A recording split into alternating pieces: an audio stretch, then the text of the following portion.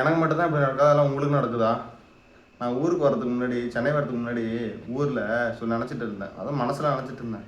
மாதம் 18,000 சம்பளம், இதில் 3000 நம்ம செலவுக்கு போனால் அப்படியே ஜாலியாக சுற்றலாம், மாலு கீழே பீச்சுன்னு சுற்றலாம் நினச்சிட்டு ஒரு 3000 ஒதுக்கிட்டு பாக்கி 15,000 வீட்டுக்கு வைப்பாங்க நினச்சேன்.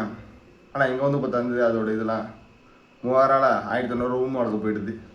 பாக்கி அந்த மாதத்துக்கு 30 நாளும் நைட்டு சாப்பாடு நம்ம 1000 தான் பார்க்கணும். அது இல்லாமல் சனி ஞாயிறு நம்ம சாப்பாடு, நம்ம கம்பெனியில் சனி ஞாயிறு லீவு, அது நம்ம கையில் காசு தான் பார்த்துக்கணும்.